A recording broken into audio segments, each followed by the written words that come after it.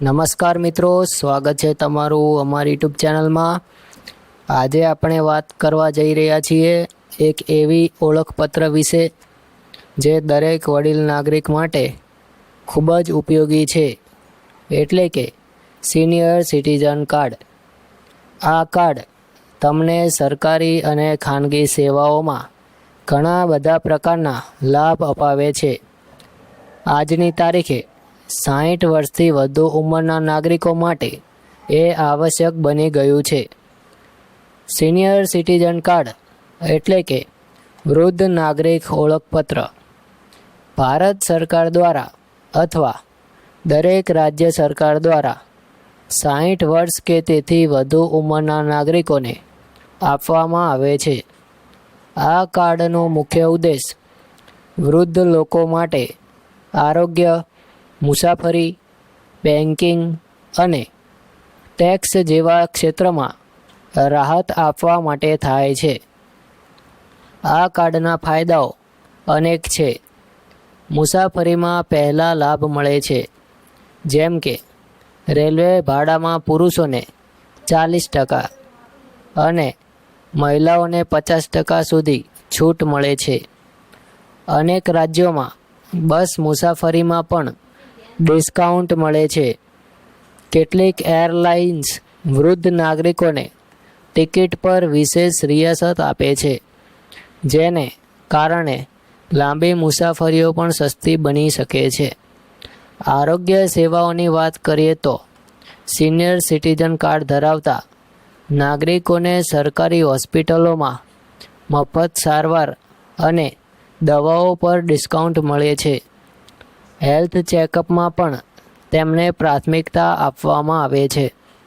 ઉપરાંત આયુષ્યમાન ભારત યોજના અંતર્ગત કાર્ડ ધારકોને 5 લાખ સુધીની મફત સારવાર મળી શકે છે।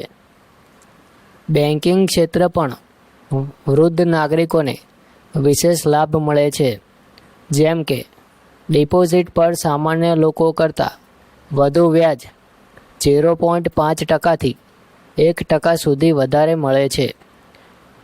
સિનિયર સિટીઝન સેવિંગ સ્કીમમાં પણ 8.2% સુધી ગેરંટી રિટર્ન મળે છે।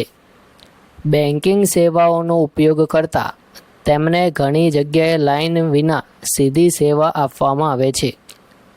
ટેક્સ બાબતમાં પણ વૃદ્ધ નાગરિકોને મોટી રાહત આપવામાં આવે છે, જેમ કે 60 થી 80 વર્ષની ઉંમર માટે ₹3 લાખ સુધીનું વાર્ષિક આવક પર કોઈ ટેક્સ લાગુ પડતું નથી, જ્યારે 80 વર્ષથી ઉપરના નાગરિકો માટે આ મર્યાદા ₹5 લાખ છે। મેડિકલ ઇન્સ્યોરન્સના પ્રીમિયમ પર ટેક્સ રિબેટ મળે છે। અત્યારે જો આપણે અન્ય વધારાના લાભોની વાત કરીએ તો તે પણ નોંધપાત્ર છે, જેમ કે વીજળી અને ટેલિફોન બિલમાં છૂટછાટ, સરકારી કચેરીઓમાં કામગીરીમાં પ્રાથમિકતા, કોર્ટ કેસમાં ઝડપી કાર્યવાહી, હોટેલ અને રેસ્ટોરન્ટમાં ડિસ્કાઉન્ટ જેવી સુવિધાઓ પણ ઉપલબ્ધ હોય છે। સિનિયર સિટીઝન કાર્ડ માટે પાત્રતાની વાત કરીએ તો અરજદારની ભારતીય નાગરિક હોવો ખૂબ જ જરૂરી છે અને તેની ઉંમર ઓછામાં ઓછી 60 વર્ષ હોવી જોઈએ। અરજી કરતા પહેલાં ઉંમર અને નિવાસ સાબિત કરતું પ્રમાણપત્ર હોવું જરૂરી છે। અરજી માટે જરૂરી દસ્તાવેજોમાં ઉંમર માટે જન્મ પ્રમાણપત્ર, સ્કૂલ લિવિંગ સર્ટિફિકેટ અથવા પાસપોર્ટ ચલાવે છે। નિવાસ પુરાવામાં વીજળી બિલ, ટેલિફોન બિલ અથવા રેશન કાર્ડ ચાલશે।